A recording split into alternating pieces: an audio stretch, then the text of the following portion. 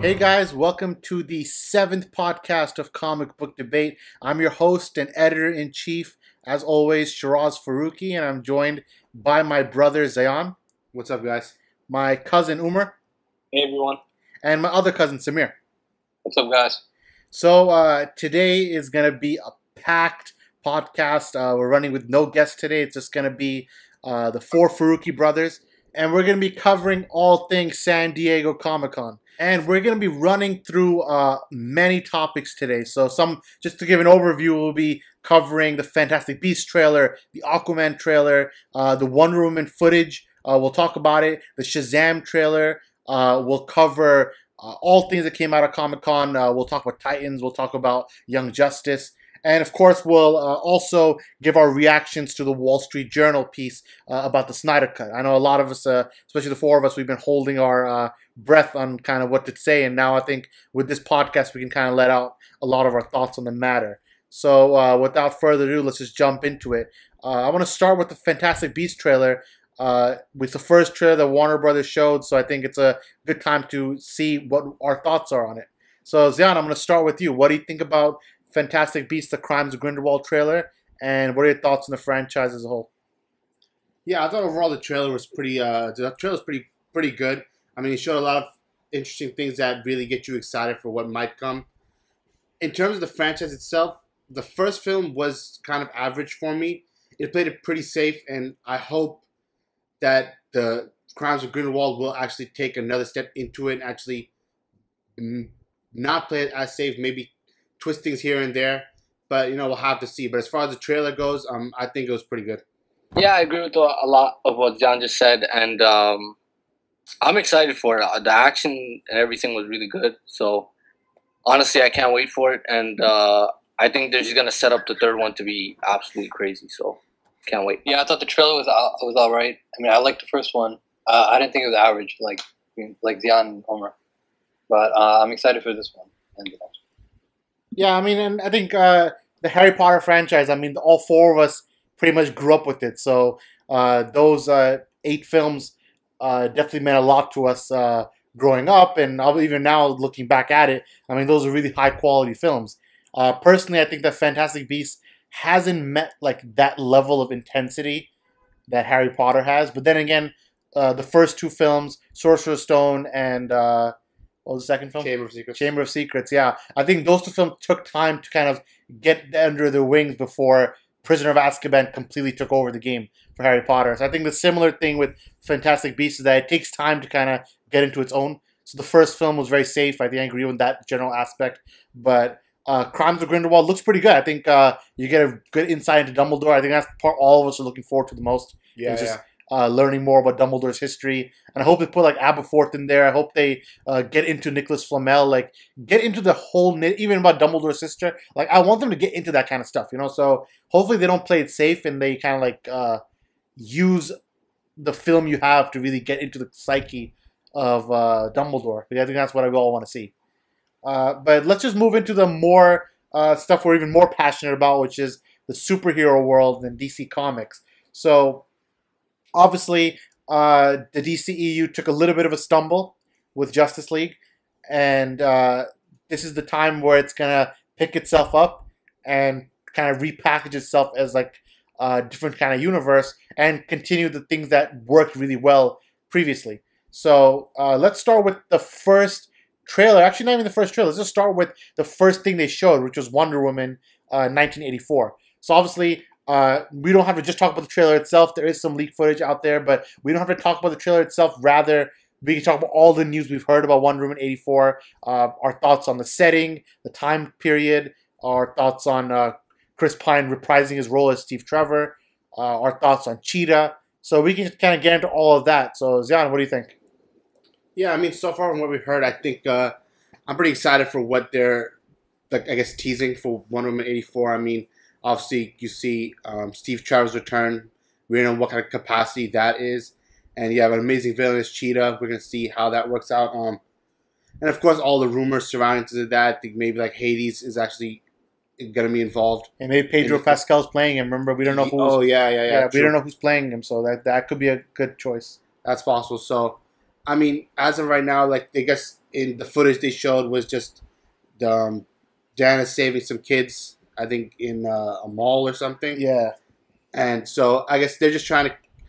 That's a great way of capturing Wonder Woman's character again. Film just get people excited, but I don't think there's enough information yet to really say. I mean, what I really think about it. I mean, I'll have to wait a little more. I'll have to hear a little more. Yeah, I mean, I'm excited for it, honestly, but as you just said, we need a little bit more. But as far as what we're hearing, I mean, it's pretty good. They said today, I think it was Patty Jenkins who said today that it's its own thing. It's not a sequel.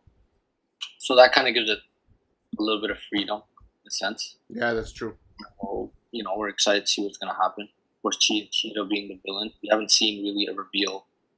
I mean, that would have been sick. Today would have been a perfect day. No, I'm actually surprised they didn't reveal Cheetah, because I thought they'd at least show us like a poster or something, because I know they didn't want to publicly show off footage of Wonder Woman yet because it's so early in the game. I mean, they were just shooting these scenes that were shown to San Diego Comic-Con attendees.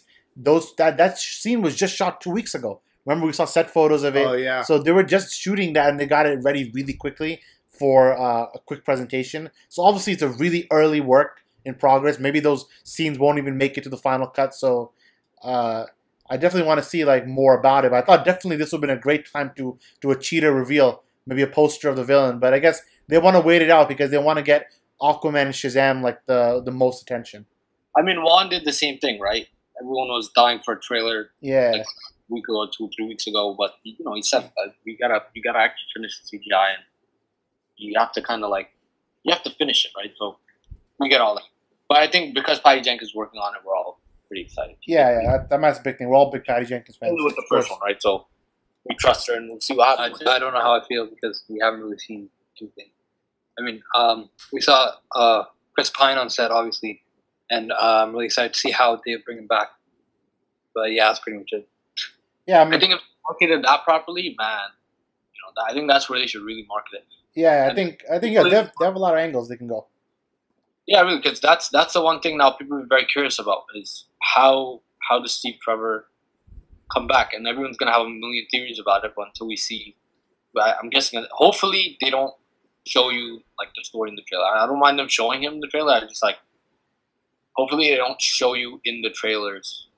No, I got you there. Yeah, and I think a part of me wonders that if Steve Trevor coming back was something that was always in Patty Jenkins' mind when she was shooting Wonder Woman, or was it more because of how well that film did and how well people perceived Steve Trevor and Chris Pine's role as Steve Trevor? I wonder if because of how great of a fit that role was, they decided to write him back into the script somehow. Well, I think the curious or the weird thing about his character is that he is human, right? It's not like Superman, right? Superman dies, everyone knows he's gonna come back. Yeah. Because there's ways to bring him back, right? But how do you bring Steve Trevor back? He's human. He's human being. Yeah, that's what Zan was saying. I mean, that's what goes into all the theories and speculation that it could be like a trick from Hades to add Wonder Woman, bring Steve Trevor back, but in his own way, and maybe not gonna be right. There's gonna be something with it, but we'll find out. I mean, what the fans were saying about the scene in Justice League, scene where she's for Bruce and everyone's talking about bringing Superman back, and then she's like, no. She basically tells Bruce that you don't know what you're dealing with, right? And everyone's jumping off that and saying that, okay, maybe they brought back Steve Trevor somehow. Then she had a bad something went wrong. That's why he's full of fear. Yeah, that's true. Yeah. I mean, it could be any one of those factors. We'll have to see as more information comes out. Like you said, I hope they don't spoil any twists like that in the trailer, or any of the trailers. But we'll have to see. And I wouldn't even expect the Wonder Woman trailer to officially go online at least till Aquaman. If we're lucky, we might get something in December attached to Aquaman. If not, we're probably gonna get something. When is Wonder Woman 84 coming out? It's coming at the end of next year, so it's coming out. Yeah, that makes sense. That's why it's a long time away. They barely got things started on it, so there's no problems. When it happens, it happens. You know what I'm saying? So let's move forward from there. The next trailer, and this was a surprise because no one saw this coming. A lot of people were saying it's going to be just a closed circuit similar to Wonder Woman. But the fact that we got a Shazam trailer that actually showed off online, that was big time. So let's talk about Shazam. I'll give my thoughts last. So let's keep going in our regular chronological order. Zion, what do you think about Shazam? Yeah, so first of all, I mean, I commend WB for releasing the trailer. I know a lot of people, like Shara said, didn't expect that to actually release to the public. But, I mean, it's a good thing it did because, for me at least, it's building a lot of hype for the film. I thought the trailer was really good. It showed the tone of the film. It showed how the film was going to go. The characters, the actors, everything seemed perfect for the role. For the character of Shazam, I feel like this is a good step. This is a good change in what we're used to seeing in DC films. They're starting to show a more diverse palette of tone, like I said before, and you know, for this character, is just I think they did a really good job, and I'm really excited for what's to come next. Yeah, the tone is the big thing, right? Is that they are shifting a little bit more towards a lighter tone, but for this character, it's perfect, right? Shazam is a kid. Exactly. You know? It's not like No. it's not like a story of an alien with unlimited power coming down into our world, and what does that mean? It's about a kid who gets the superpowers that he's always dreamed of. Yeah, and I think they're still gonna have, and you can tell in the trailer, right? The start of the trailer, they're still gonna have themes that are very important themes. Right? Yeah, of course. They're gonna have the him going through foster care or whatever. They're gonna have him. They're gonna show him as an orphan. They're gonna show what goes into that. Right. That's a very serious topic. So they're gonna show a little bit of that. Right. Also the bullying aspect is really good. A lot of kids are gonna go watch this movie. So I think that for kids and also for fans that watched Shazam or read the comics or whatever, for us it's very it's exciting, and I think it's gonna be good. I think it's gonna be really good. Can't wait for it, and hopefully, I know Charles gonna talk about this, but I hope that Superman there's a cameo. That'd be sick to see. No, yeah, and I'm actually gonna talk about it very soon. But first, let's just get Samir's thoughts on the Shazam trailer. Samir, what do you think? I'm a big fan of the Shazam character, but after this trailer, I wasn't really feeling it. I was excited for the movie at first, but I think it's too early to show a trailer. Yeah, I think hopefully the next trailer will be better because some of the CGI in this trailer wasn't that good. No, and I feel you, Samir, because obviously it's a very early trailer, and a lot of the people who like track these things weren't expecting a Shazam trailer, and one of the reasons is that they just wrapped filming very recently. They did finish principal shooting, but they didn't get much time to do post work on it. So you could tell, obviously, when it comes to these Comic-Con trailers, things like the CGI, the VFX, these kind of things, obviously they're not going to be perfect because it's still a work in progress, and the film's coming out next year, so they have plenty of time, I think, to fix it. But just speaking on my own personal thoughts on the Shazam trailer, I'll be honest with you boys, I absolutely loved it. I think I was always hyped for Shazam from the beginning. I think a lot of people, if you've seen my tweets, you'll know that I've been hyping this film up from day one. I think it's a really good concept, and the concept of Shazam is one that's very relatable to people. It's very kid friendly. It's very easy to grasp. But the story of Billy Batson is actually not that different from Clark Kent. And the point I'm going to make, and this is why I feel like to the later point, why Superman will be so perfect to at least cameo in this movie, is that in many ways, this is kind of like an offshoot parallel to Man of Steel. So like Man of Steel, you have young Clark Kent who is also getting called a freak and being bullied at school because he's different from everybody else. But the difference in Superman is that he's not from this world. So he has the weight of two worlds on his shoulders at all times. So as he grows up, that weight is on him. So obviously he addresses it differently, and he has a different set of responsibilities. So that by the time he is an adult and he figures out his destiny, he finally knows what to do. And in a sense, it's a coming of age story.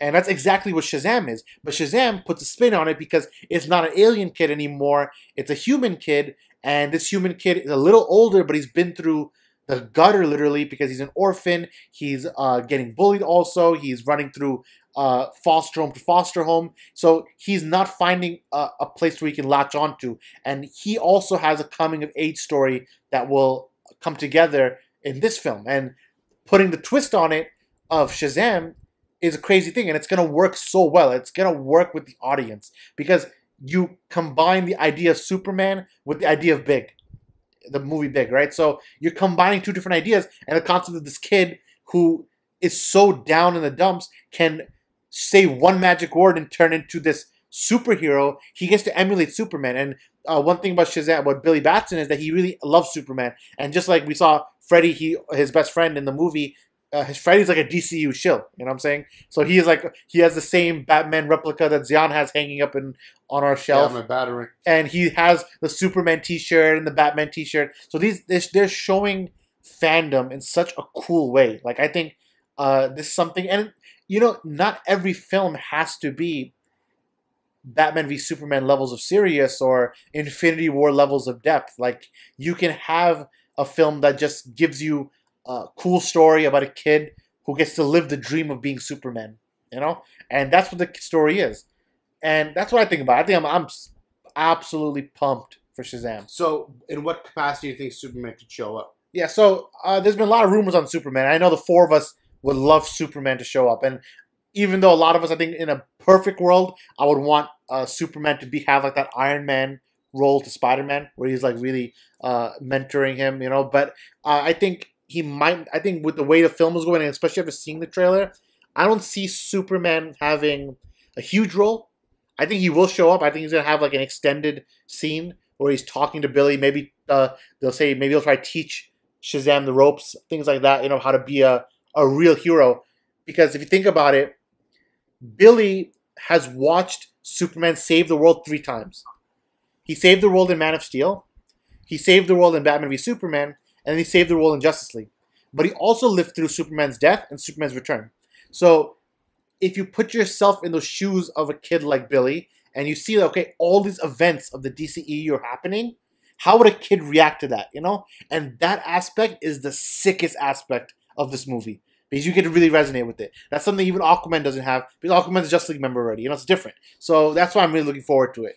But yeah, I think Superman will show up in the movie. I think contractually, I think it makes sense.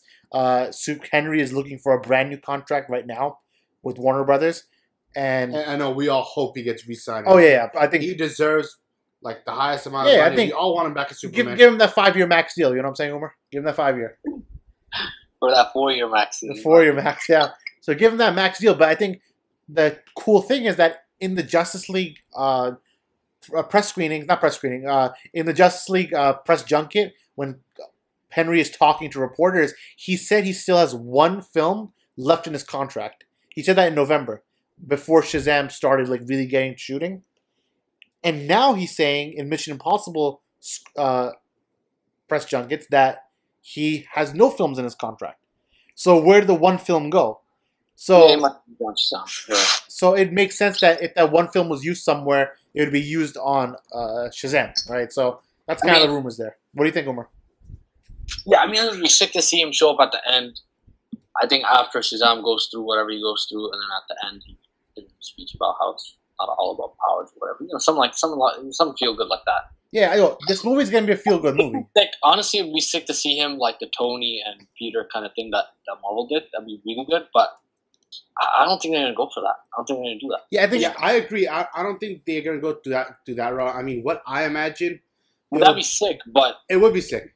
It just sounds like with the newer movies, I think they're just gonna focus on these characters. I don't think they're gonna, and that's not to say that if you brought in Superman, because Superman has a certain aura, right? You put him in a movie, a certain yeah, definitely aura to him. So you can't just like put him in, and it's not gonna be the same. So I mean, it'd be sick to see him come at the end. Even one scene with Henry Cavill as Superman. And as far as Henry Cavill getting another contract, and you mentioned that we all want him back.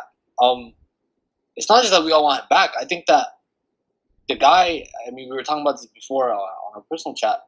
The guy is Superman. Like, he looks like Superman. He looks like walking Superman now. Like, that's what people, even the people that maybe didn't like the previous films that he's worked on, the one thing almost everyone agrees on, even the people that dislike the past films, is that he looks like Superman. Like, he fits the look. All you need now is to get the right story. And Henry Cavill said that he wants to do something. He wants some creative power as well.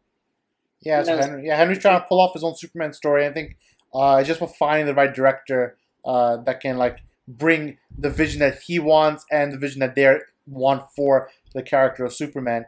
And obviously, we all want more Man of Steel 2 news, but I think while Henry is trying to negotiate contracts with WB, we won't hear anything about that. So I'm hoping we get something about it, but since Comic-Con just passed and we didn't hear anything about Man of Steel 2, or even the Batman for that matter, I think a lot of those films are still on the back burner while they try to figure out the contractual issues. Because think about it, you can't figure out Man of Steel 2 or the Batman when you're not even sure who the people playing Batman or Superman are. So WB has to button up that issue, get Henry under contract.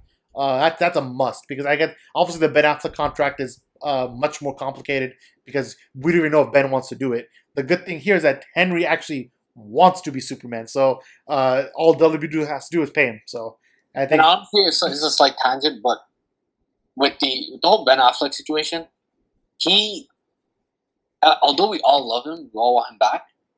If someone doesn't want to do something and they try to do it, they will fail. That's just like a rule. Exactly, yeah. So, I mean, if he just doesn't feel like it, you ain't feeling it, then we gotta look for someone else. I mean, if his heart's not in it anymore, either mimic him or something along those lines. Yeah, I agree. If his heart's not in it anymore, I mean, I feel like then it's fine. They should let Ben go and then start shopping for new Batmans. And I agree with all of that. I think Ben Affleck, again, we didn't hear anything this Comic-Con, and Matt Reeves has been just busy working away. As long as he has a good script in mind that can fit any Batman, the rumors are he wants like a noir detective-style story, something more that gets into the psyche of Batman.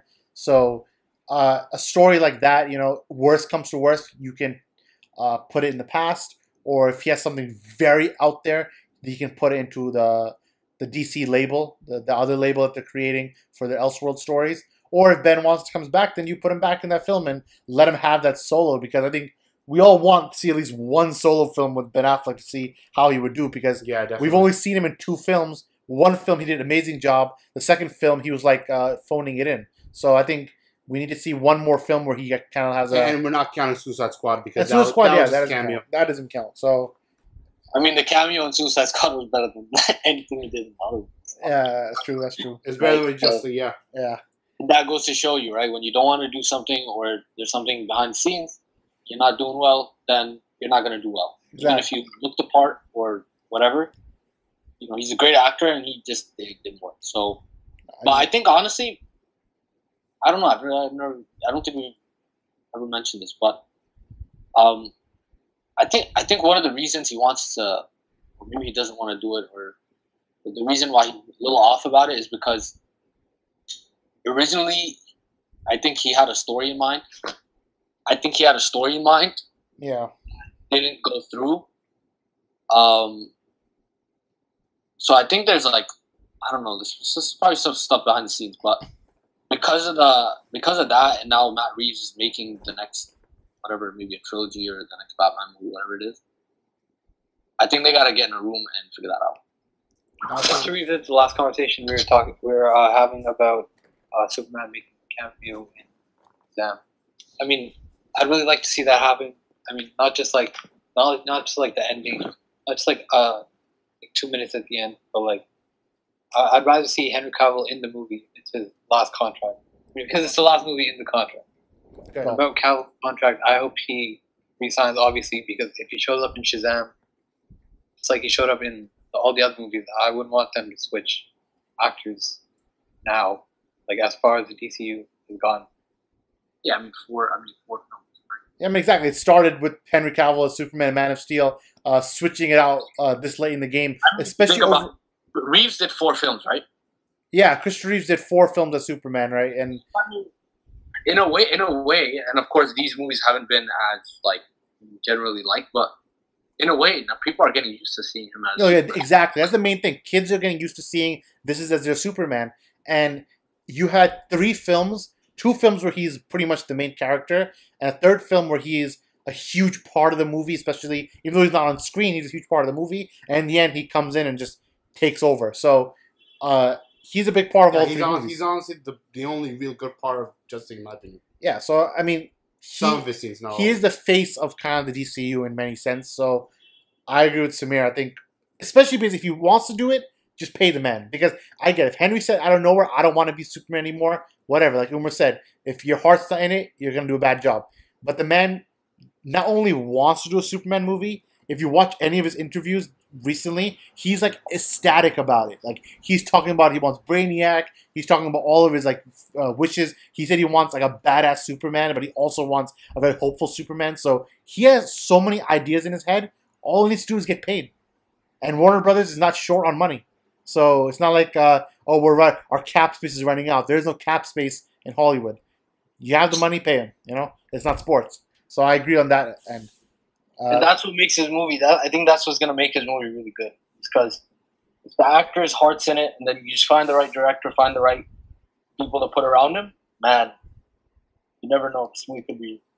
Yeah, exactly. Just next step is just trying to get him locked in.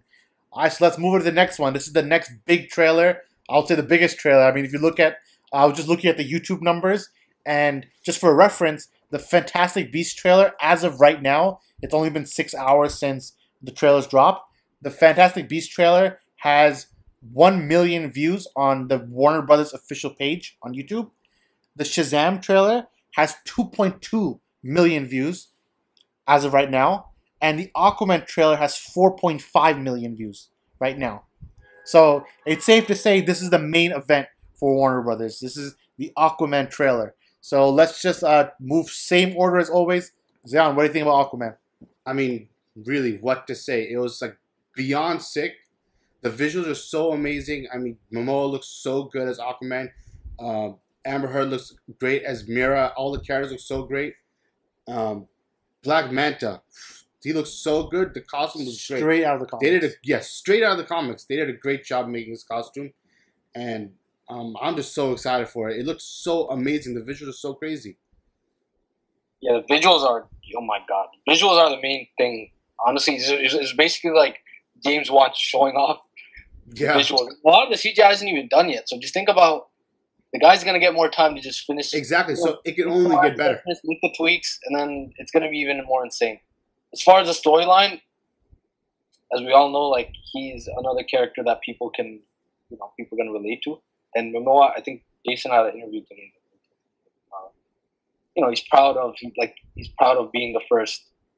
Not the first, but like he's proud that brown-skinned, like, people of color are going to be able to look at this character and relate.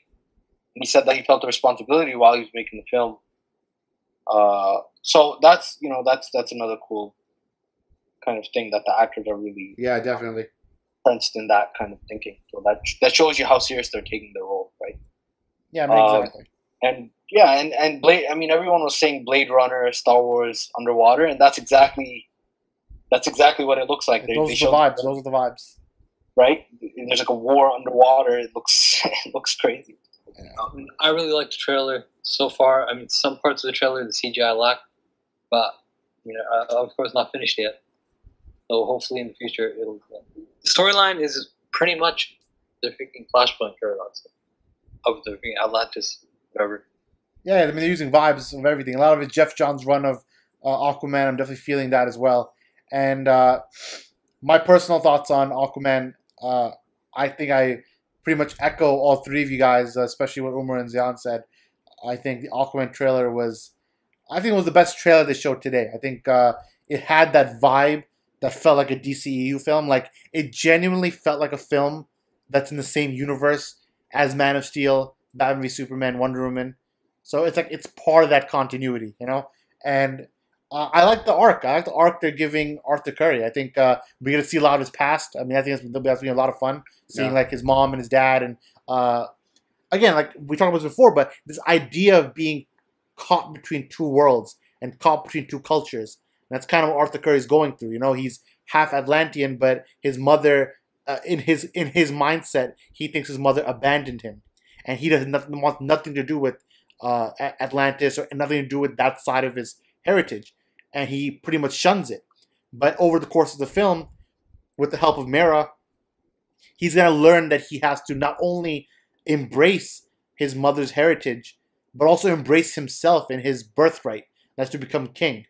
And I mean, there's heavy Lion King vibes in that, like kind of the story of Lion King of Simba not kind of like rejecting His destiny. his destiny, the legacy of his father, until Nala, who's kind of like Mira in a sense, Nala comes to get Simba to go back to his home and take over from his uncle. And here, for Aquaman, he's trying to take over the crown from his brother, his half-brother, Orm, Ocean Master, who's going to be the main villain. As well as, I think you all said it, but Black Manta looks absolutely sick in this movie. And just seeing his character growth. I don't think Black Manta will be the main villain in this movie. I think he's going to be a villain that they're going to keep building in the future. But definitely, I think Orm is the villain in this movie for all intents and purposes. Especially if they follow the comic storyline, because Jeff John's Throne of Atlantis storyline, where Orm is the person who ends up killing Aquaman's mom. And that's actually what Samir was referring to. I meant to say Throne to Atlantis, not Flashpoint. Oh yeah, so yeah, that's exactly what they're doing. I think the storyline of, and remember, Orm's mother is Atlana, Queen Atlana, which is, so that's how they're half brothers. They're half brothers because they have the same mother. And this guy literally killed his own mom to get the throne, which is what happened in the comic storyline. And it seems like they're gonna follow that. I'm not 100% sure, but that's kind of the vibe you're getting. So think about how Arthur is gonna feel when he finds out that Orm killed his mom. Like, he's gonna go crazy. So it's gonna be an intense film. Like, you're gonna have, obviously they're gonna have their lightness and tone. It's gonna be back and forth, some light, some heavy. But I think when it gets intense, it's gonna get crazy. That's why I'm really hyped for it. Yeah, and just to jump in, I agree with almost every point that's been made. Like Aquaman is very similar. He's trying to find his place in the world, like we've seen in so many other DCEU films with Superman and now Shazam. And in terms of the tone, I think they're showing the perfect balance at this point, where it's gonna be fun, it's gonna be a little more lighthearted, but when they have to get serious, they'll get serious. And I think that balance is what's gonna make this film really good. Yeah, I'm also getting a lot of Black Panther vibes from the movie, like T'Challa taking the throne back. Yeah, and jumping off that point, just as we saw in Black Panther, Wakanda is like, it's a different world, right? And Aquaman is similar in it, that we've never seen something like it, and that's what the marketing for the movie is going to be, and also James Wan. That's what he's about, right? That's what he's saying over and over again, is that he's trying to make something that we've never seen in this genre before. So it's going to be cool to see. It's going to be really exciting. And I'm just agreeing with all those points again, and just reiterating a lot of the points. I think Aquaman is going to be sick. So, like, I'm looking forward to it. And again, like, WB has a chance to get back to director-driven style films. Because for the most part, they are director-driven. Like, look at Blade Runner, right? And that film made no money at the box office, in the recent one, right? 2049. But that was a complete director-driven film. Like, that was a director experience. Outside of superhero films, Warner Bros. Is really good at letting directors do their thing. But then even in superhero films, the Dark Knight trilogy, Nolan was completely on his own for it. Man of Steel, Nolan helped Zack make the film he wants with no interference. Batman v Superman had some interference, but then it was fixed with the ultimate cut. Suicide Squad was the first film that had heavy studio interference. So we'll never really get to see kind of like that first vision. Obviously, you look at Suicide Squad trailer 1, like it sounded like that was the first vision. Right? None of the rainbows, none of the colors. So it's very different. It was something else. Wonder Woman was mostly Patty Jenkins' idea. I know they did some reshoots in the third act to kind of like, I would say, restructure some of the themes. But other than that, I think that was a Patty Jenkins film through and through. Then Justice League was just, we already know. No point in getting into that. And now Aquaman looks like a James Wan movie. So as long as they let James Wan do his thing, this could be a great moment for him to make an Aquaman trilogy. And we know... Yeah. In all honesty, if he wants to make a 2.5-hour movie, they should just freaking let him at this point. Yeah, exactly. And at this point, dude, you've already failed. You guys have already failed at that. That idea of trying to get something within 2 hours, and just the whole copy Marvel thing, it doesn't work. Yeah, you're not Marvel, so you're gonna have to run with. What the directors know, and honestly, the directors are gonna make the best creative decisions. That's the whole reason you hire them. It's the whole reason they're there. And the suits should do. Exactly. You were saying something, Zan? Yeah, and just on that point of letting directors, have their vision come through. I think doing the same thing with David Sandberg. I know that's under the New Line, but that's still under the Warner Brothers umbrella, and I feel they're really letting him control his vision for the film. Yeah, I mean, and then look at James Wan. They're so confident in Aquaman. They're already letting him do a Swamp Thing TV show. So like they're letting these directors not only have an impact on their individual movies, but they're letting them have an impact on the DC universe as a whole and trying to impact different characters. And like Zion said, like between James Wan and David Sandberg and Patty Jenkins, and Patty Jenkins got a really nice new contract from WB to reward her for her brilliance on Wonder Woman 1. So I think WB's starting to understand, like, to let the directors make their films.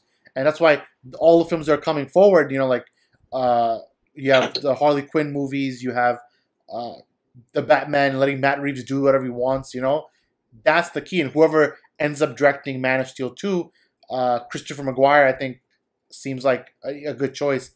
But we'll see. Like, how does Warner Bros. React to...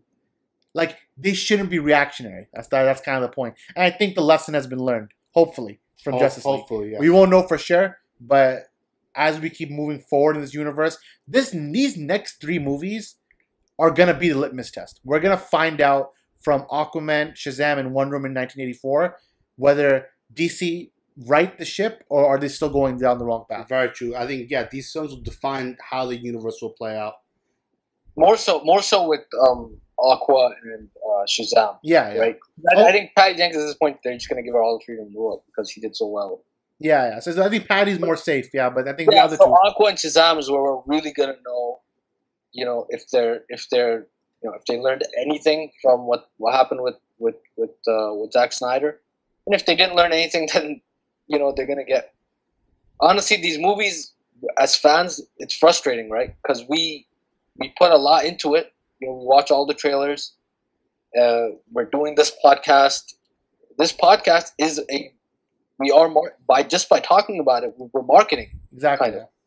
So we put work into this kind of as well. So when the fans put a lot into it, right, and then for some reason or another the vision is changed, then you're gonna have a lot of backlash, and that's why. I know me and you were talking about this before, Shiraz, is that ever since November, every single day it's been Snyder Cut. Every single day. Yeah. Literally every single day it's been Snyder Cut. So if they want more positive vibes from their fans, you gotta give the people what they want.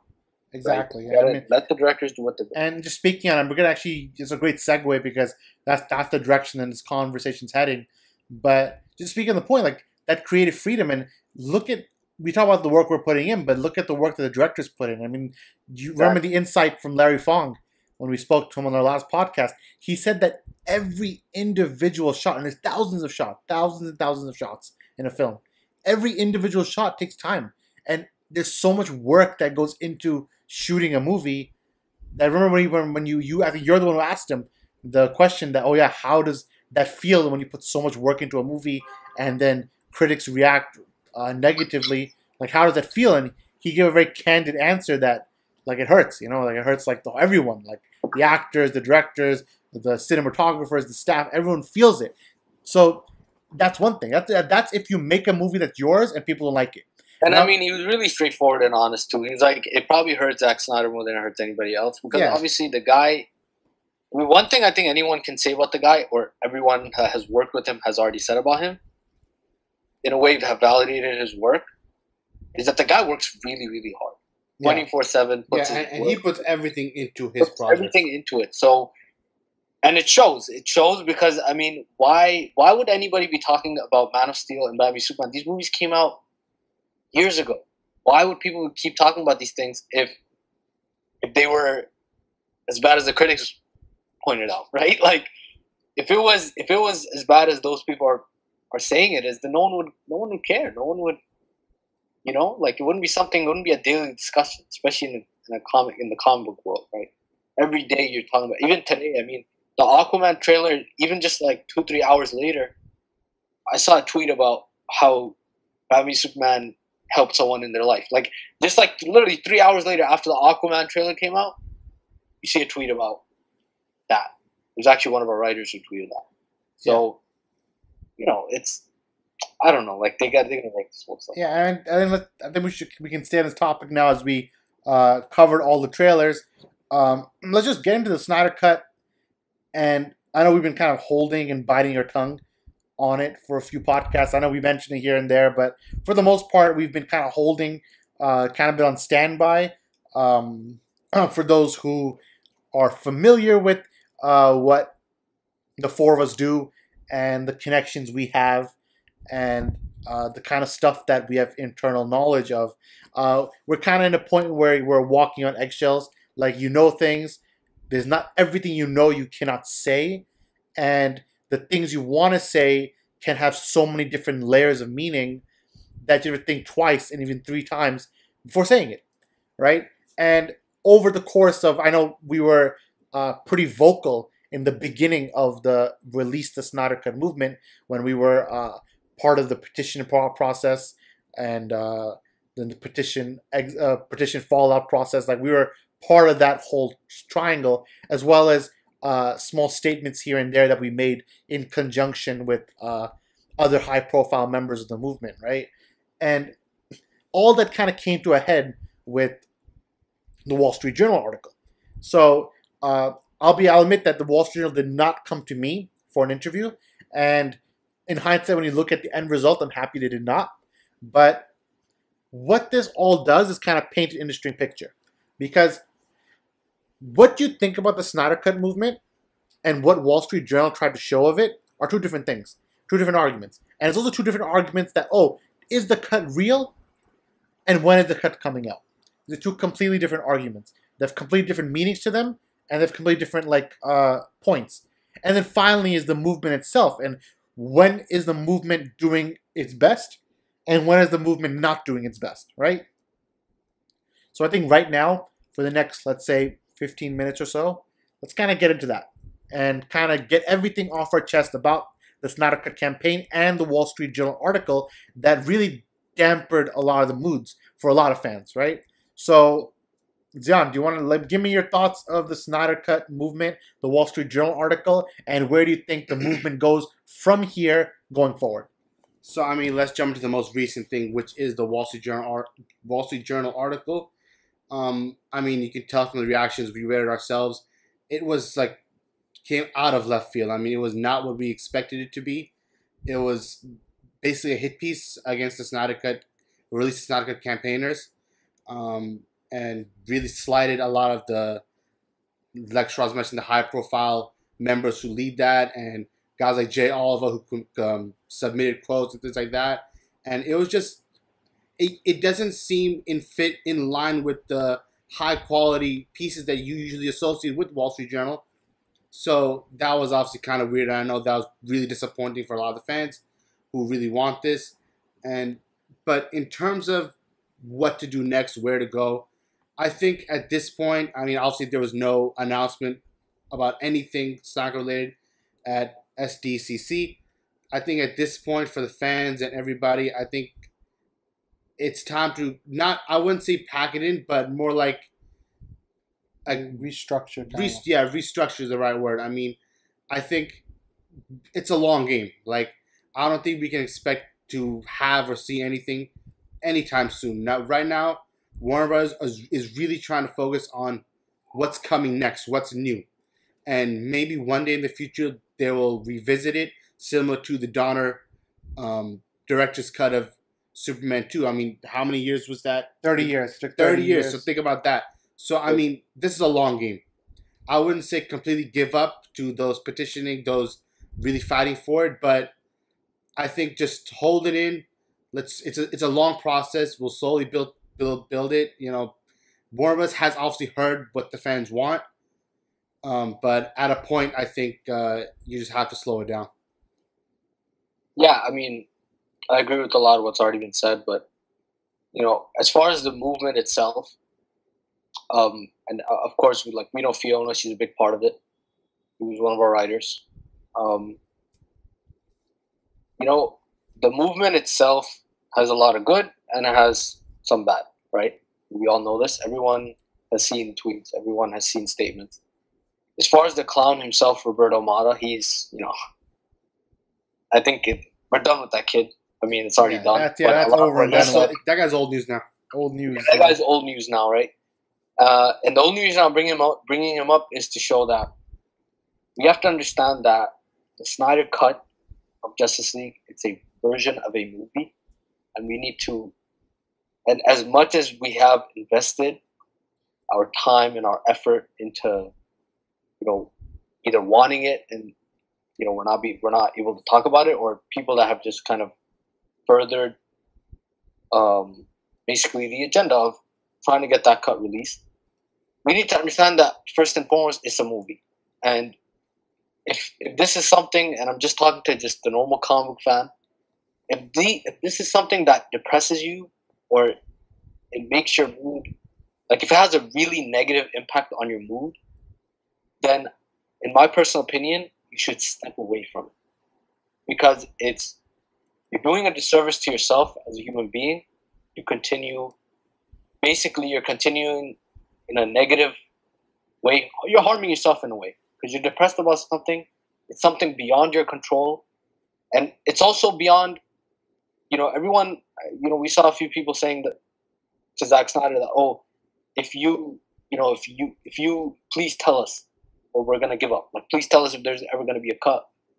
Remember, Zack Snyder is one man. He doesn't have, the clout that some people have given him. He's one man, and Warner Brothers is a studio. They own that movie. They own the rights to everything. So ultimately, they do decide. Ultimately, whether we like it or not, that's a reality, right? But we should take that. We should take that. Like, we should take reality for what it is. There's a lot of positive stuff. Henry Cavill said it, right? That there's a lot of stuff in the future that we should look forward to. And that specific quote is not wrong. I think that there's a lot to look forward to. The trailers today alone kind of prove my point. That there's a lot of good in the future. Even if you do feel that way, you should respect the guy. I mean, if there's something to come in the future, it'll come. And a lot like what Zion said, we're not telling nobody to pack it in. And we're not telling anybody that the cut doesn't exist. We're not saying any of that. And this is the part. The cut exists. I mean, let's not joke around. It exists, yeah, 100%. Yeah, the four of us are very aware of his existence. And it's not like someone told us. I think the evidence for that cut. Yes, even better, Umar. It's like, even if no one told us, even if no one told us, its evidence is there. Evidence for the cut is so overwhelming that only an idiot would make the other argument that it doesn't exist. And the only reason you would make that argument is, one, you're happy with what you got in Justice League and you're afraid that what Zack Snyder did isn't as good, or the other option is that you aren't paying attention. Very apathetic towards it, right? Maybe you're not paying enough attention. Yeah. Yeah. So I don't know. Like, the evidence is quite overwhelming. Like, we know that other cut exists. Not to mention, anyone who's on Vero knows that Zack Snyder puts pictures of stuff that he shot, right? Exactly. Yeah. And honestly, no one can deny this, that the cut exists. We know this. It is 100%. I mean, guys who worked on the film like Jay Oliver are straight up saying the cut exists. Yeah, so straight up saying that it exists. And the people that are silent on it know this. The people that are silent on it, the reason they're silent on it is because they've signed NDAs, right? Yeah. So they can talk about it even if they wanted to. And you know what? You know what's the biggest, actually one of the biggest signs that cut exists? Is that when Henry Cavill was asked, what do you think about that cut? Or what do you, what's your thoughts on it? And he said that, he said something along the lines of it wouldn't make money and that there's a lot to look for in the future. He in a way, he actually just confirmed that cut exists. Because why wouldn't he just say that, I don't know anything about that, I can't talk about it? Why would he say that, logically speaking, it wouldn't make money or it wouldn't do this, it wouldn't do that? Why would he say that? Yeah. Why wouldn't he just say that, I don't know about the cut? What Warner Brothers wants him to say. Exactly. In a way, he already confirmed the cut. So you don't need, if Superman freaking confirms that cut, you don't need anybody else after that. No, right? exactly. Yeah. But personally speaking, all four of us know for sure that Snyder Cut exists. But some parts of Snyder Cut campaign soured me of it. But I definitely want to see Snyder Cut one day, hopefully. I mean, some fans are going about it the wrong way. But I think the best way of going about the movement is being positive and educating people about it instead of harassing them. And even if Snyder Cut doesn't come out at this point, I think it might not come out anytime soon. I mean, hopefully it does, but even if it doesn't, still looking forward to the future of the DCEU. And I agree. I think I agree with Samir, and I agree with Umar, and I agree with Zion, right? And again, like, it's a weird thing. Like I said before, it's like walking on eggshells because there are some aspects that we were told important things regarding the Snyder Cut, right? And we were pretty much sworn to secrecy on it, right? So there's things that we cannot say. But what we can say is that a lot of the educational information about the Snyder Cut, as in the fact that it exists, the fact that the film was done from beginning to end, the fact that at most there's only, I would say, 15 to 20% CGI cleanup needed, 15 to 20, and we know for a fact that there is a lot of music that was done before Junkie XL got fired, right? And these are not things that we can question because the four of us know this for a fact. We know this for a fact. The people in the movement, higher up in the movement, people like Fiona know this for a fact. And other people know this fact, right? There's a small circle that knows this fact. But the point we made in the beginning was that even if we knew nothing about the cut personally from inside sources or from people we were connected with, right? Even if we didn't know that, there's enough information already there between, like Umar said, Zack Snyder's Vero post. He gives hints about it, right? Yuzan said that Jay Oliver, if you just look at his tweets, he's worked on the movie. He was on set with Zack Snyder, and he helped storyboard all of his movies. He's saying the Snyder Cut is real. So who are you going to believe? Are we going to believe Jay Oliver, or are we going to believe random blogger 123? So I think we'd rather believe the people who are working on the film, right? So let's get that out of the way right now. Before we talk about the movement, the Snyder Cut is real. For any of our audiences who are doubting it, it's real. Very real. The difference argument of, is the cut real or is the cut going to come out, are completely different. So argument number one, we all four of us agree it's real, and we all agree it should come out, right? So in a sense, we're all pro Snyder Cut, right? Now let's talk about the Snyder Cut movement. So the movement has grown a lot, right? A lot. From November, from the first days Justice League came out, the movement was starting that same time. And even people who like Justice League in the beginning, like when we first came out of the Justice League screening, because of it was a press screening and we saw it at Warner Bros. Studios, even we felt like, maybe it wasn't that bad, but we were all watching it with kind of like rose-tinted glasses. And then on second and third watch, you're like, okay, none of this makes sense. And then by the time real information came out about the fallout and the firing of Zack Snyder, that aspect of it, right? Because we were all eating the PR spins of WB. Because WB was feeding us the idea that, Zack left on his own accord, and he approved Joss Whedon coming on board, and he approved all the new scenes. When you see Vero, he's literally...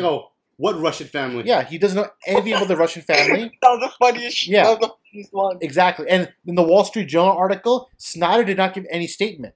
But he did give... his spokesperson gave a statement saying Zack Snyder has not seen Justice League. So he still hasn't seen it, right? I mean, unless, thank God, he hasn't seen it. Yeah, it's better he didn't see it. He'd probably have a stroke if you watch that film. They wronged them in many ways, right? So on that aspect, all four of us stand with Zack Snyder. We stand with the Snyder 100%. Cut, right? We're part of that. Now, the movement, like we said, changed a lot. It started with, obviously, the bigger names of the fandom kind of getting the word out. I personally had a tweet where I confirmed the Snyder Cut existing from a direct source. And then Fiona's obviously done a lot of great work for the fandom, right? Then the Roberto Mata situation happened, where he, obviously, we don't have to get into it again, but, him starting the petition was a mistake, but everything, the fallout kind of got cleaned up. So at this point, at least we have that petition number, which is like what is it, 170? Yeah, 170,000 people signed it, which is actually not bad, right? I mean, the crazy thing is there was other petitions that had like 5,000. There's other petitions that actually, and they were for just the Snyder Cut, and they had that. So it's not just them. It's also, I mean, just look at Twitter, man. Honestly, if there's not a person alive that doesn't want to see, I mean, even Kevin Smith, right? Yeah, he was one of the first people to say that, dude, why wouldn't you release that cut? It makes all the sense in the world that you release that cut. And in all honesty, Warner Brothers can PR spin this so perfectly. They can just say that, okay, we made a mistake, we're sorry. And you could win all your fans back that way. That's not to say that, oh, magically all the fans are going to turn really good. No. That's just to say that, like, you can, all the fans that you lost, and you have lost quite a bit, people will still go watch Aquaman. People will still go watch Shazam. But there is a lot of the fans that might not go watch those films because they do still feel a certain way, and I don't even think that's the positive thing to do. Yeah, I mean, I don't agree with that either. Boycott the future to for the past. That's not what that's not the right way to go about it. Yeah, but there are some that will, and that's the main thing Warner Brothers needs to understand is that these people are not going away. These people are going to continue their statements. They're going to continue every day. They're going to try to. Yeah, and again, we're not like gatekeepers of the fandom, and we're not gatekeepers of the movement. So we're not like trying to lecture. We're not trying to lecture people on how you should act or how you shouldn't act, but like just taking our own personal approach, like the approach that I used on myself, and the standard the four of us hold each other to. Like there's times where I want to say something really bad. And not bad, but something I want to say something a lot like that's on my chest, and Zion would double check me and say, maybe this isn't the right thing to say. And same thing, sometimes Umar is gonna say something about, let's say, the Snyder Cut movement, and I have to check him on it and say, I'm not feeling it this time. And maybe all three of us have to look at Samir once in a while and say, Samir, I don't think that's the right thing to say. So we're all checking each other, right? We're giving ourselves checks and balances. But other people don't have that, right? So obviously people say whatever they want. Social media, free space to say whatever you want. No big deal, right? My thing is, you have to understand how people perceive the movement, right? And how do you break stereotypes? So people perceive the movement, whether it's true or not. Some people kind of use the Snyder Cut movement to be like more harassing other people. Like, I don't believe in the idea of harassing creators. Like, don't harass Jeff Johns over Justice League. Yeah, on the inside, Jeff Johns does not have his hands clean. His hands are not clean when it comes to Justice League. But then again, whose hands were clean? Every executive who had a part in Justice League, their hands were dirty on it. But singling out Jeff and going after him, even if he did what allegedly some heavy inside information would suggest, I think that's the wrong way, because that's not kind of like what we are. Now, that's not what the Snyder Cut movement should be. They're not at their best when they're bullying or harassing other people. Or condemning other people. And this idea, and this thing that pisses me off a little bit, right? Like, real talk. The idea of, oh, you're not a real fan if you don't do one certain thing, right? So some people in the Snyder Cut movement are going to be like, oh, you're not a real fan if you're supporting Aquaman, or if you're supporting Shazam, or if you're supporting Wonder Woman 84 because of Justice League, right?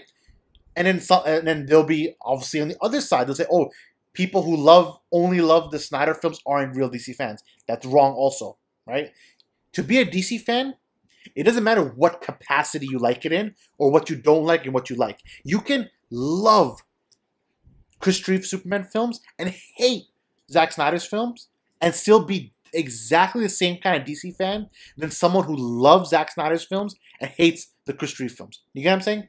Like, there is no such thing as you have to like something or you don't have to not like something, you know? There's people who love Superman Returns, who love Batman Forever. Power to them, man. That's how fandom works. This stuff isn't serious, you know? Like, this is stuff that we're using for entertainment. So if we're fighting each other over, I like this kind of entertainment versus that kind of entertainment, what kind of lives are we living? Isn't that the same? You know, that's the funny thing. And that's, I think all four of us, that was the biggest point that we would make, is that we would see a tweet, right? We'd see a tweet, super serious tweet. about Snyder Cut, and my God, like the world's gonna end. And we just look, and honestly, and this is the thing about all four of us, is that we are all very involved. Like we all know what's happening around the world. So when we see people like cry over the Snyder Cut or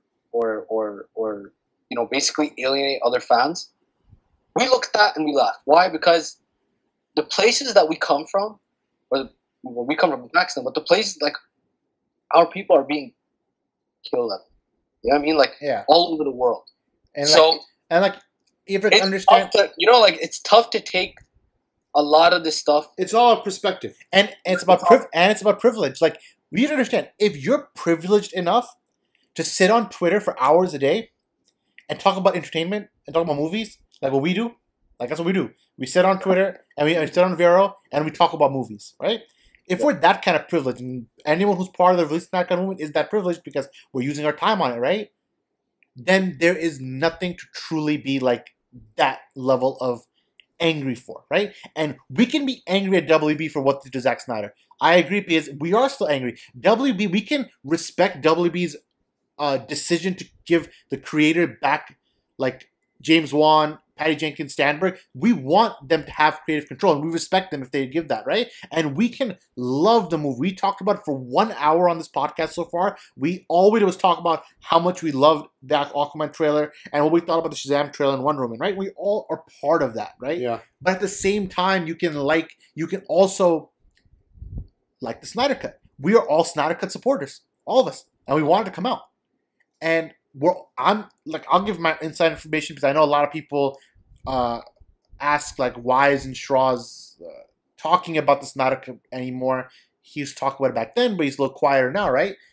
My reason for being quiet is that it does not mean that I'm not still supporting. I'm working with my sources. I talk to my sources every few days. The Snyder Cut comes back up. I talk to my sources at WB.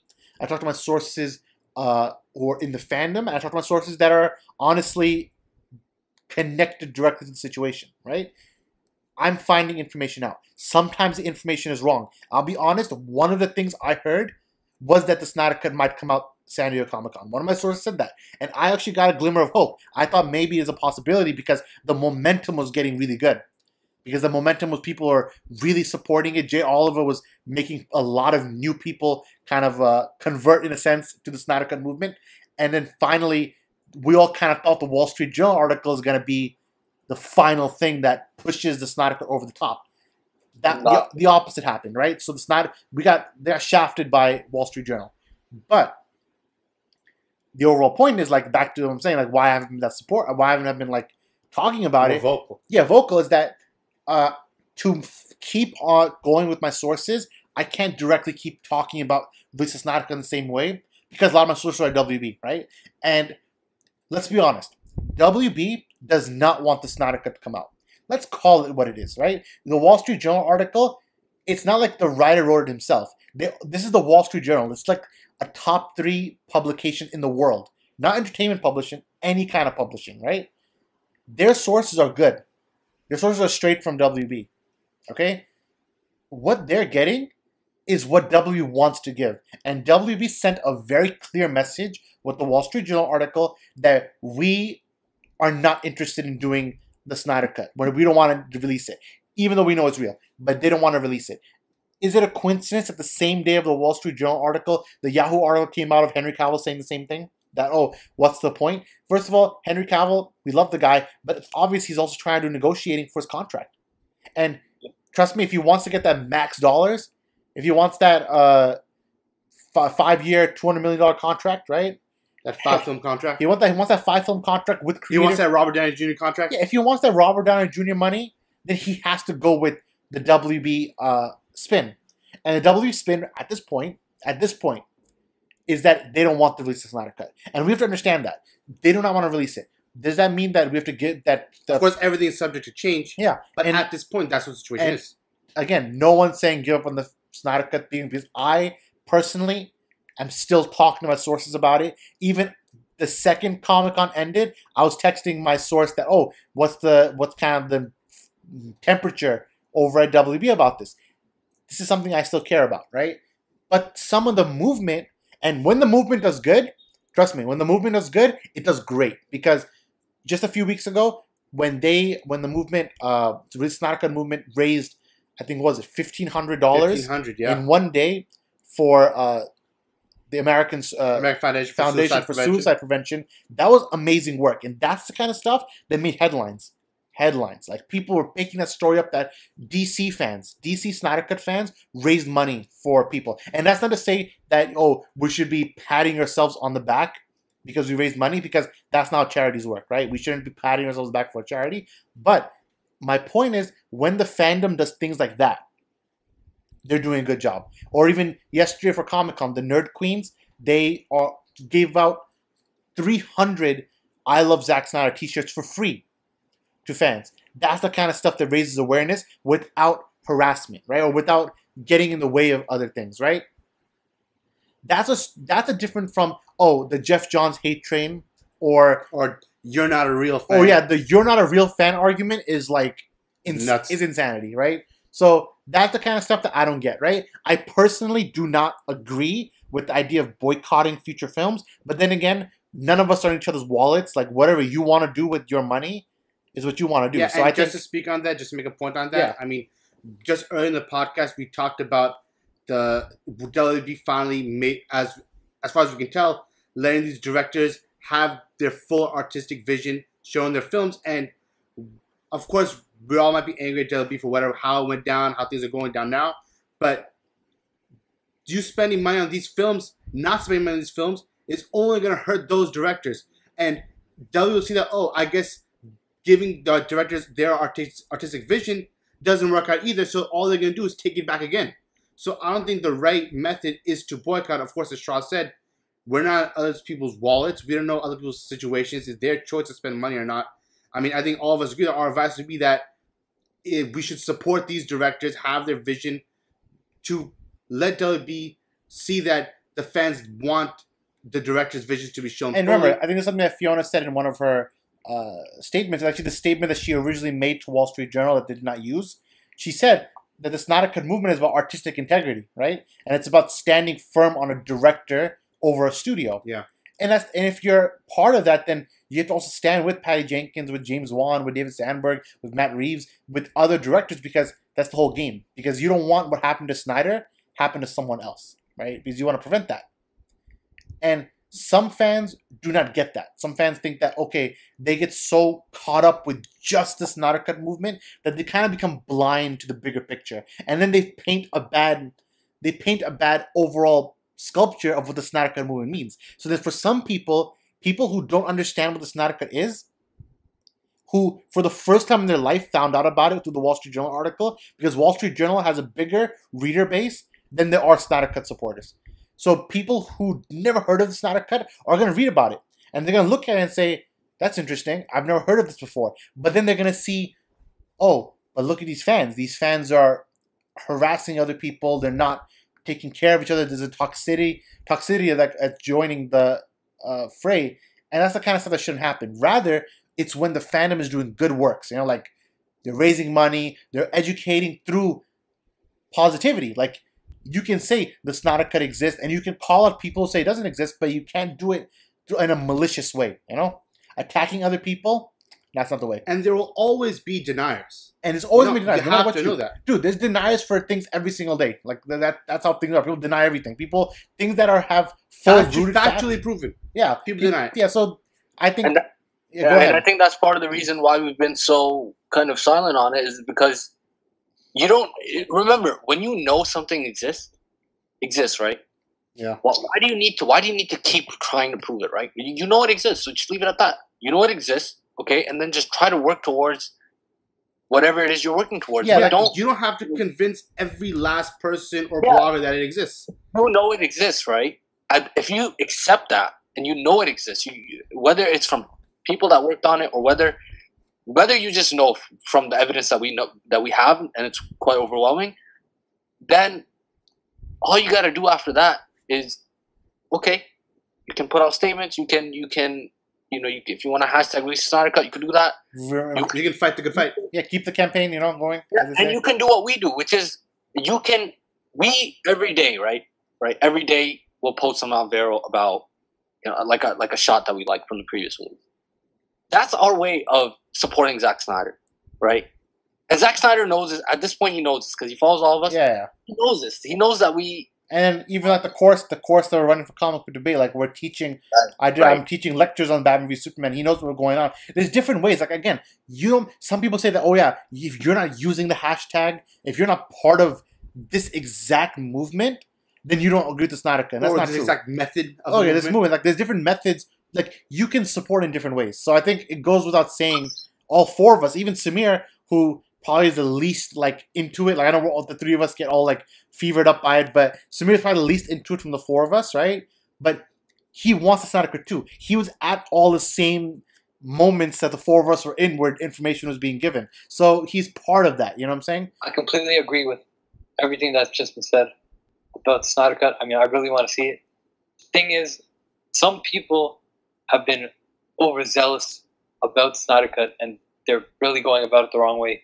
Typing in Zack Snyder's name in the search bar, Twitter, and going after anyone who says anything negative about Snyder Cut is not the right way of going about it. The way I think the way that they should be going about it is the way that Shara said, or being positive.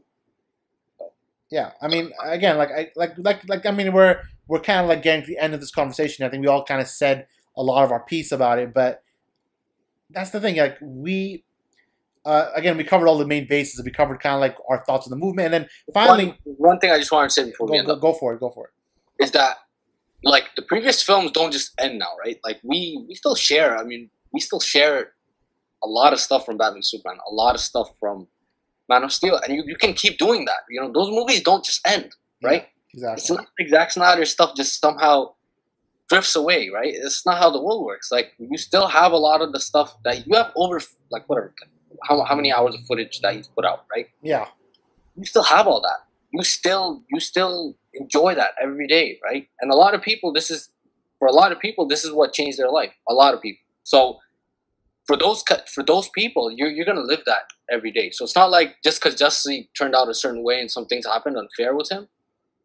And dude, this is where jump in. Like, this is why I think we have to actually congratulate like one of the things that Fiona did very well was the BVS references, right? Yeah. And I feel like that's a great way where you spread the movement. Like she ran a competition with the help of Zack Snyder, with the help of Chris Terrio, and they literally ran a competition with thousands of hundreds of submissions of small like details and stuff and analyzing Zack's movies, and all through that they kept the release the Snyder Cut hashtag. So not only did people get aware of it, but because it was like because it was high publicity, people got into it. And that's a great way because there's only positivity there. No one's getting harassed, no one's getting bullied, things are not being like boycotted. It's very like straight up positive way to impact not just the fandom, but to other people looking at the fandom and saying, I mean, Warner Brothers, look at them saying, wow, these people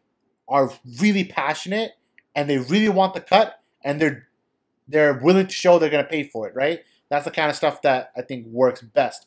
And that's the biggest thing. I think that's what we do with comic book debate. Like a lot of our articles are Snyder related. A lot of our articles cover his films and analyze films, and even our workshop teaches his films. So I think Zack Snyder is heavily ingrained in the comic book debate. I would say soul. You know, like the soul of the site. It's heavily with that Zack Snyder films mindset. And look, I get it. I get the frustration. I get the anger. We share it. There's times where Umar would come to me and say, "What the hell was WB thinking?" Remember that day where Jay Oliver confirmed that Zack Snyder was supposed to have a 5-movie masterpiece coming out? It's supposed to be Man of Steel, Batman v Superman, Justice League 2, and then a 5th movie that's gonna like end his whole like thing, like a 5-movie Lord of the Rings style saga. I get it. We're not getting that ever again in our lives. We have to accept it. I know it's annoying. Like, it's annoying even talking about it. Like, dude, we all wanted to see that. But we can't get caught up in that. Because, again, we're just sitting here on Twitter, sitting on this podcast, talking about superheroes. We're freaking privileged. So it's like, we don't have to overthink things and get over angry about it. When, like Umar said, there's so much worse happening in the world. Like again, I don't want to create like a false equivalency or something. But, like, you cannot get huffed and puffed about the Snyder Cut to the point where you're harassing someone when like immigrant kids are being locked up away from their parents, literally in this country. As in for me and Zan, we live in America, right? So like, And dude, the biggest thing about that, I just want to make a point about that. As you said, you don't want to make false equivalency here, but if you can get so angry about this, but then you can see something like that happen, which is a very real thing, which is a very scary thing in nature, in reality, and then be so quiet about it and like go on as if your day is just like normal, that's a problem. That's an issue. yeah, and I think like a level of hypocrisy. Like again, most of the fans, I'll give them an honest thing. They're really good. Almost all the fans that I personally interacted with, great people. They support and love the Snyder Cut, but they also do it the right way. Again, there's bad seeds in every fandom. We get that. But the point I was gonna make was that like it's moments like this. Remember last week the Henry Cavill Me Too thing that happened where he made a comment, a fairly dumb one, right? He made a dumb comment, a stupid comment about like, oh, he feels he can't talk to girls because he thinks that he's gonna get raped or whatever, right? Like he had a dumb comment he made, right? Yeah, I mean he said that with the Me Too movement being so, I guess what he was trying to say was so powerful in a sense that if he was to go up and flirt with a woman, he'd be afraid of. Yeah, but here's the thing. Yeah, here's the thing. When that day happened, right? Some people obviously, and I think rightfully, I think you call up, even if you like people, like we're all big fans of Henry Cavill. If you say something that doesn't make sense, you can call yourself on that BS, right? Yeah. You can call a lot of people call Henry Cavill out, right, in social media, whatever. But all the DCEU fans, especially there's a lot of Venn diagram, like complete circle with the Snyder Cut fans, they were really supporting Henry. That they're kind of witch hunting him and stuff like that, right? And misconstruing his comments. Remember that? Literally 1 week later, after defending Henry Cavill, 1 week later, Henry Cavill says, "Oh, I think the Snyder Cut won't make that much money," and everybody's like, "Oh, Cavill's canceled. Cavill's done. We don't want him as Superman. Oh, worst. He's done. I'm not a fan of Cavill. Worst person, bad person." Like suddenly became the same people who were defending him on the last comment. I'm saying like in like a bigger point. That's the danger, right? Isn't that the biggest danger in all this? There's bigger things happening in the world, right? But if someone says something bad about the Snyder Cut, it's done. Like, oh, they're canceled. Like that. I think makes no sense, right? And that's the kind of overall point. As dumb as the statement was, right? As dumb as the statement was, you have to understand something. There's a context to every statement. Exactly. It's very easy, and we know this as a site that writes many articles. We know this, that there's a lot of clickbait crap, right? And most of the articles that were talking about Henry Cavill and about that specific situation, they did not put all his quotes. They chose to cherry pick a few, and also people weren't using his full quotes for Snyder Cut either. So let's keep everything in perspective, and let's not lose our heads with these kind of things. As we've basically all said, and if you follow any of us on Vero, we're pretty active when it comes to social issues that are happening in the world. You need to understand that this is a different realm, and we cannot lose our minds over it. Yeah, and I think we all agree on that aspect, 100%, right? And finally, again, because again, we just talked about misconstruing comments. You can take one quote out of this podcast and make it seem like we're all against the Snyder Cut, right? Or you can take one quote out of the podcast and make it seem like we love the Snyder Cut. Let's make it very clear one more time, everybody in the back. The four of us, we are 110% for the Snyder Cut. We want it to come out. We're obviously big, aware of its existence. We're obviously big fans of Zack Snyder. He follows us on Vero. We're connected to all of his main people that work with him. We have relations with Larry Fong, with Clay Enos, right? Shout out to you guys if you're listening. Yeah, 100%, man. And we promise you guys one day we got to get you guys on the podcast, right? But again, and we are 100% for it, and we're actually for the. I'm actually personally, I'm speaking. I'm for the release of Snyder Cut movement. I like that movement. I think they do a lot of good things. I agree as well. They do a lot of good things. Some things they fall, but it's okay. You can have stumbles, right? You can make mistakes, but if the majority are trying to keep it real, that's good. So there's some fans who are gonna try to kind of like use the situation to be more like toxic, but I think as long as we ignore the trolls and further give attention to the people who actually want to spread positivity. And that's the real deal. So you'll see in the last few days, keyword being ignore, right? Keyword being ignore. Like ignore. Like, I wouldn't even, like, here's the thing. If there's a troll who's like saying, oh, you're not a real fan if you don't follow this exact movement structure with this exact same rule set, or you're not a real fan. There was literally people saying you're not a real fan if you like Wonder Woman, but you don't like Batman Superman. Like, what? You can, that's possible. It's fine. It's not a big deal. So, that's the funniest crap ever. Yeah. So, like, there's not a big deal, you know? But the point is, right? The final point. I think we spent 40 minutes on it, right? So the point is that we all love the Snyder Cut. We want it, and we just want the fans to represent the best of themselves. Because the Wall Street Journal just covered us as a movement. They covered us as a fandom, and now it's our job to show it off. Like going back, and that was my text message. Is what it is, but going back and making it into like a.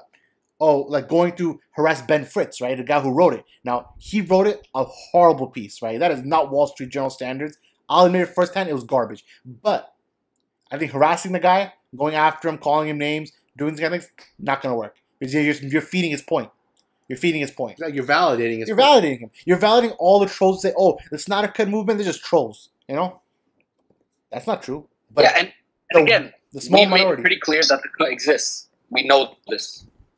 And all you guys that follow us, you guys know that we aren't people, like, we don't do this stuff for like we're not clickbait, basically. That's what I'm saying. Yeah. Like, we don't do this, and that's why if you look at our site, we do not write. I think the only time we ever wrote like anything related to Snyder Cut was when it was a statement about a certain thing that happened, like Roberto Mata, the clown, exactly, or something else, right? Like, we don't often, like, if we wanted to, most of our following are very, like, hardcore, like, they love Zack Snyder, Snyder Cut fans, exactly, everything. yeah. If we wanted to be clickbait, we could, and that's to show you that we're not, right? Yeah, we're telling you. Yeah, if we wanted to, we could make a Snyder Cut article every day. Statement. We could have made a Snyder Cut every single day saying, "Oh, yeah, here's our thoughts on Snyder Cut. Here's click page 2 to find out." You know, like, that's not what we're about. We're about our individuality as writers, as people, and our writers, of course, have their own individuality. Not everyone on our team thinks the same way about every single issue, and that's perfectly fine. Because this is, again, I'm going to end on this thing, and I know it's like clearing up. We've kind of gone to a little rant mode, but just clearing it up. Like, some people said, "Oh, XYZ writer on Comic Book Debate is anti-Snyder Cut." What does that mean? Our writers don't have to be one thing, and they don't have to support one thing. And the funniest thing was, the people who were calling out our writers were the people who gave Batman v Superman the #1 spot on our top 10 movie list. Just because you're not supporting a certain style of movement doesn't mean you don't love these films, you know? And that's the thing. Our writers sometimes get a bad rap over the last few weeks over it. There's, Comic Book Debate people, we can't forget them, they're snakes, you know, and Judas and stuff like that. Like, I don't get all that. That's past my brain, I'm gonna be honest with you. It makes zero sense to me. And calling our writers that, especially our writers who are You're not paying attention. You're not paying attention. Our writers are literally writing articles that Zack Snyder saved our lives, and they're talking about, snake, Comic Book Debate snakes, you know? Like, all right, boys. We're snakes now. And honestly, and I want to shout out one of our writers here. I mean, if you're about that life, like, if you want to, like, talk trash, everyone knows at Sindar Old, one of our best writers. Yeah. He will take you on. Like, same thing with Dania. You want to talk trash? That's the guy. Like, that's our main guy. You want to talk trash? Go to him and you see what happens. Yeah, and the same thing with Dania. You know, like, that's somebody you want in your corner. Something happens, you'll take people out. Yeah, definitely. So I think that goes for all our writers, really great people, and all the way through. And again, this is something for all sites. Even if the four of us people who hire our writers, if we decided we want to hire someone who hates Batman Superman, that's perfectly fine also, because we hire people for the record. We do have people on our team who dislike Batman v Superman and dislike many DC movies. Yeah, and that's perfectly fine. You don't have to, just because we have a few writers who may not think exactly like us. If we all thought the same, then we're robots. And I don't know about you, but I don't want a robot site. All right? I don't mind everyone having their own kind of style. So, like I said again, that's kind of like where we stand on it. We kind of got it out of our system. But just moving back into the positive aspect of it, we had some sick trailers today, boys. We got Aquaman, Shazam, Fantastic Beasts. You know, there's a lot of good stuff. So, what was your highlight of San Diego Comic-Con? Like, we're ending it now. By the time this article comes out, tomorrow will be the last day. So, barring any last-minute crazy miracle news, so far, what is your one single highlight of Comic-Con? Zion, go. Well, I mean, we've spent almost an hour and a half, more than an hour and a half discussing this stuff. And we still haven't gotten into the TVs, like Titans and stuff like that. Exactly. But I would say the Aquaman trailer, that was it just blew my mind. It blew me out of the water, as they say. Yeah, Zion, Umar, what about you? Aquaman, yeah. I mean, Aquaman highlight of the weekend, probably, unless something comes out tomorrow. I mean, that was just the visuals, man. Cinematography was on another level. Visuals are freaking crazy. Like, we're just watching that and we're like, yo. Yeah, I was sick. I think that was my tweet, right? You were talking about the visuals, yeah. That's what it is. It's just some whole other world. Exactly. So, can't wait for it. Samir, what's your one highlight, boy? I agree with both Umar and Zion. The Aquaman trailer was obviously the highlight of San Diego Comic-Con. I also really like the Titans trailer. Oh, yeah, man. The Titans trailer was sick, though. Yeah, low-key. What did you guys think about it? Umar, quickly, just give me your 30-second thoughts on Titans. I'm just going to give you one scene. When he swears at Batman, I was like, oh, nah. Dude, F Batman. Yo, I was thinking, first of all, the show, I'll be completely honest, some of the campiness seems like it's between CW quality, which is I think all of its categories, the lowest of the low, and the highest quality, which is Marvel, Netflix. And just for the 1 point on CW, I think it's a big shame that they're throwing Batwoman to CW. I mean, big mistake. They should have thrown it into the DC Universe streaming service. I'm worried for the character. Yeah, I'll be honest. Again, we don't want to be hypocrites ourselves, but if you love the DCCW universe, all the power to you. I know for the four of us, that's not our thing, but that's by far not our thing. It's not our thing. But the Titans trailer is part of it is kind of CW-y, right? But it also has it also has the CW. It's Daredevil meets that's the new Flash. adjective. Yeah, so it's you take some aspects of Daredevil and some aspects of Flash, or Legend of Tomorrow even, and you kind of meld it. It's the Defenders and Legends of Tomorrow pushed together. Yeah, but I like Robin. I think his storyline is kind of sick, and I feel like they have heavy Young Justice vibes. I think Superboy's gonna show up and stuff like that. Yeah, Loki would have to wait and see. We're just gonna have to wait and see. I mean, I think it was alright. I don't think it was that bad. I think it needs a cleanup. I think it needs a cleanup. It has the potential. I see it has potential, but yeah, we just gotta wait and see. I mean, it's just enough to judge it on. And then Young Justice trailer was I thought pretty good. I know we're all four of us are big fans of Young Justice, and we're happy that amazing show. Yeah, and we're happy to see that quality of animation because DC animation, low key, has been struggling low key. So these days. Yo, I'm keep it real. Keep it real. Dude, we gotta keep it real. Keep it real. It's been struggling, right? Since J. Oliver left, it wasn't that good. Loki. He hasn't struggled. Yeah, it's all good. Yeah, but so I think bringing Young Justice back is great. And then finally, I guess low key, you Canadians are not going to get it anytime soon. But the DC streaming site that's about to come forward, and it's going to be $74 per year.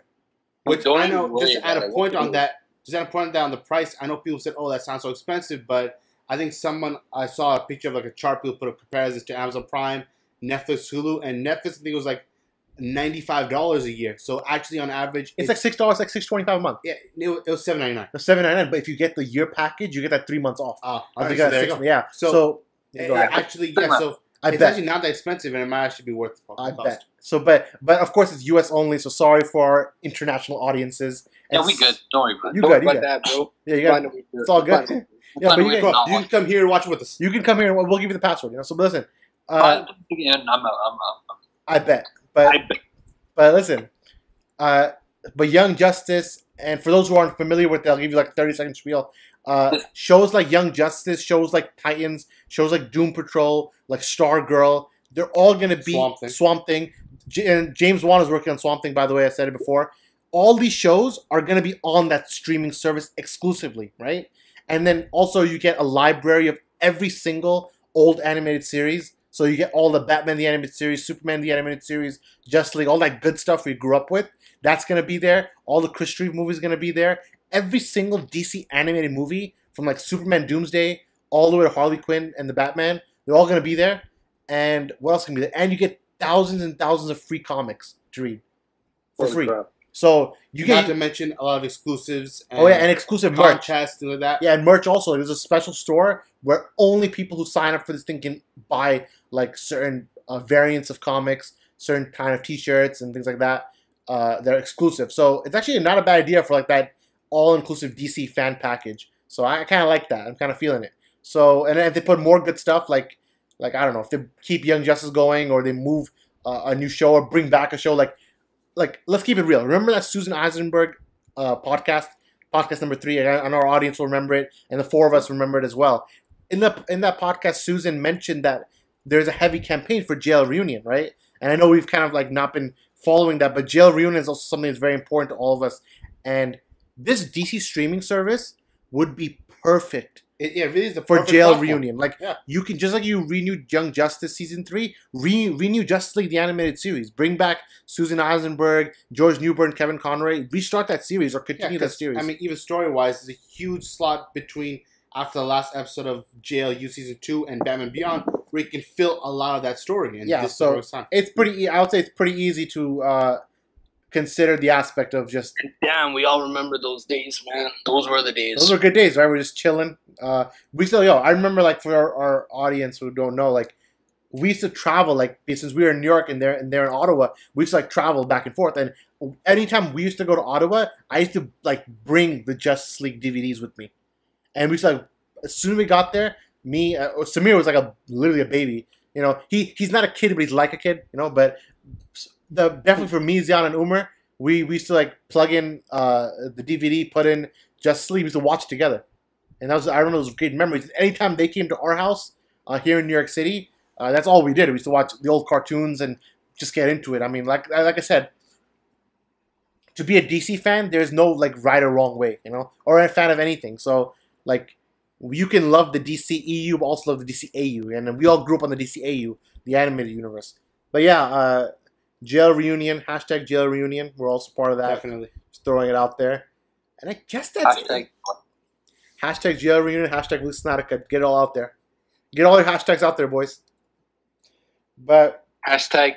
All right, hashtag. All right, hashtag get comic debate to 20,000. Who? Who? Henry Cavill? Yeah. Hashtag me too. Hashtag me too, movement.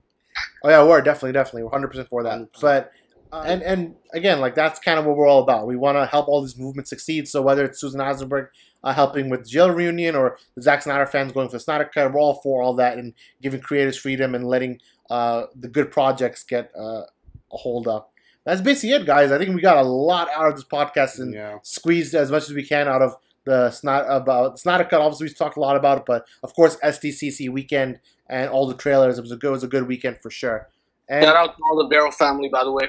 Yep, Vero, great platform, guys. If you still haven't signed up for it, I think all our listeners are probably on it by now. But in the case you aren't, it's a great platform. Very personal. You're not getting cluttered. Honestly, a lot of this podcast is for you guys because I don't know if you guys got contacted, but a lot of people DM'd asking about our take on the Snyder Cut and everything. So you're gonna get that now. So yeah, for sure. And the same thing people will ask me as well. So yeah, and further you can catch us on Vero. Yeah, so all of us on Vero, you know, just search our names. We're gonna be there. Shiraz Farooqi, Zayan Farooqi, Umar Kamal, and Samir Hassan. And then obviously Twitter is kind of like the hub where we do things. And you can give us a follow on Comic Book Debate. I know just 2 weeks ago we reached 10,000 followers, and then we gave a little short video about it. But again, just thank you guys for supporting us and getting us to 10,000. And now we're almost at 10.3. And very quickly soon after. So we're moving quickly, growing quickly, and it couldn't be done without you guys. So give us a follow on Twitter, YouTube, iTunes. You know, subscribe to both those because that's where our podcast is going to go. You can follow all of our personal accounts on Twitter. They're not hard to find. If you go to Comic Book Debate, our pinned tweet has all of our @names. So just give us a follow for more like kind of our own thoughts. And of course, Vero as well, where we're very active. So that's basically it, guys. I just want to thank everyone for the support and listening into this podcast. from myself, from Zayan, from Umar, and from Samir. This is Comic Book Debate, and we'll catch you guys next time. Peace out.